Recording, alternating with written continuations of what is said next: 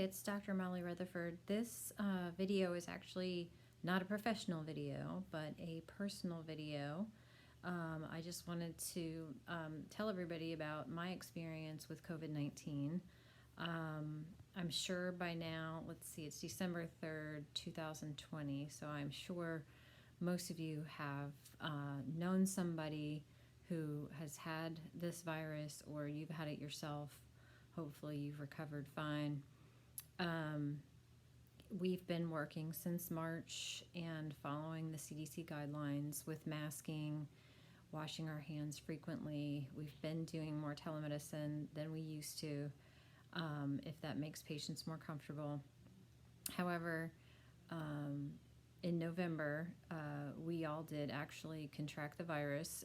We're not really sure how the first person contracted it, but 2 out of 3 of us were pretty sick with it, mainly just flu-like symptoms. No one needed to be hospitalized. I tested positive on November 10th, and on November 8th, we discovered that 2 other staff members, my 2 staff members, tested positive, and they were starting to have symptoms at that point. So when I tested myself on the 8th, I was negative, and then on the 10th, I didn't feel 100%, maybe had some congestion, a slight headache, so I did a test, an antigen test, which is a nasal swab here in the office, and it came back positive. At that point, we shut down the office and started seeing patients by telemedicine, and my family was quarantined for 2 weeks, for 14 days. So my husband stayed home from work for 14 days, and both of my sons stayed home for 14 days. But it turns out that their schools were closed a couple days later anyway, so they really did not miss any school.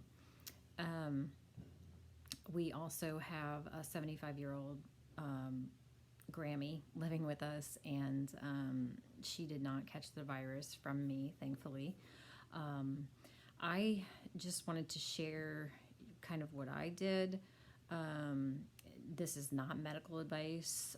This virus is very strange. I know many people who have gotten very ill with it. I have loved ones, a loved one who was hospitalized with it, and it can be very serious. But I just wanted to share my experience, and you can take it how you want to take it. It's not, again, not medical advice, and I think that you need to discuss what's appropriate for you with your doctor.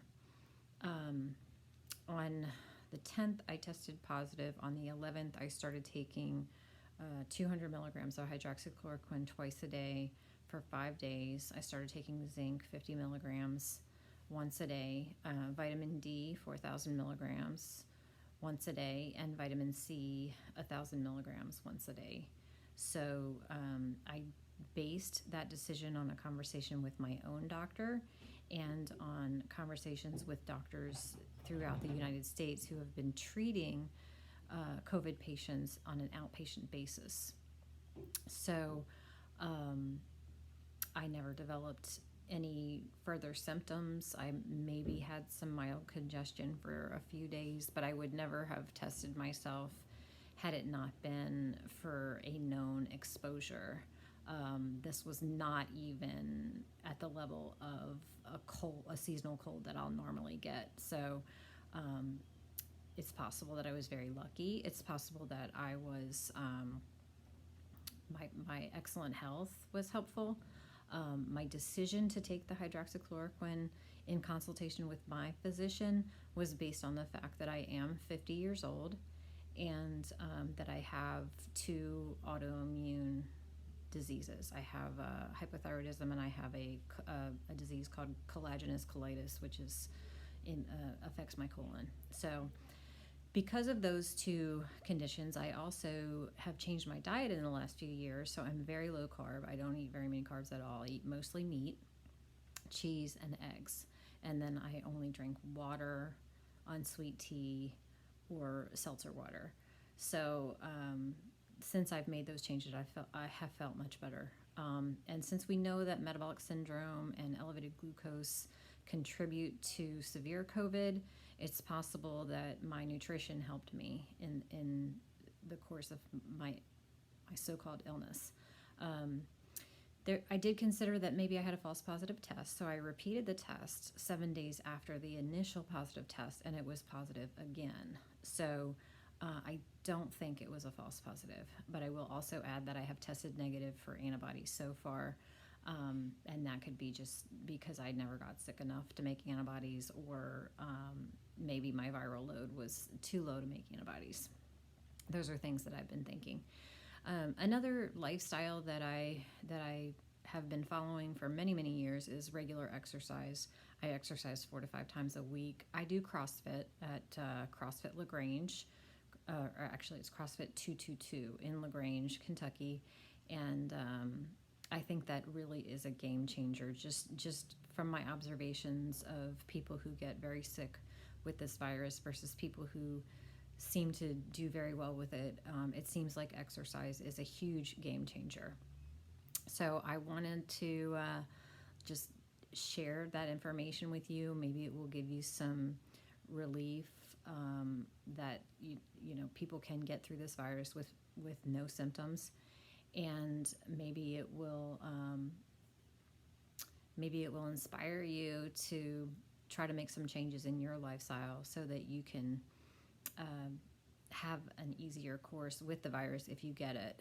I would encourage you, though, if you get sick or if a loved one gets sick, don't wait until day 7 or 8 or even 5 of fever, cough. Don't wait that long. If you know you've been exposed, if you know you have the virus, if you test positive, contact your doctor and discuss what options you might have. There are some peer-reviewed studies out there now that support outpatient treatment early on, but these medicines that are recommended really work best if you take them as soon as you know. It's very similar to Tamiflu with influenza.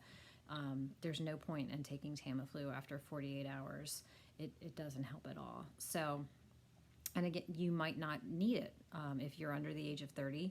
It doesn't make any sense for you to take medication that could cause a side effect, because in all likelihood you're going to do fine with this virus. So hopefully that is helpful to everybody. And I'm happy to report that no one in my house developed the virus. I did use a prophylactic treatment for my husband and then also for my mother-in-law, so they never tested positive for the virus, and both of my kids stayed healthy as well. So I'm very thankful, and please, friends and family members, reach out to me if you have questions. Patients, I post updates on our Facebook page from time to time, although I have taken a break from that. But please don't hesitate to call us if you have any questions, and don't automatically get tested if you think you are exposed. Please call us first. There are some disadvantages to testing everyone indiscriminately, because we end up with more false positive tests, which leads to people missing work, maybe unnecessarily. So if you are a member of my practice, please call me before you decide to go get tested. Thanks, and everyone have a Merry Christmas.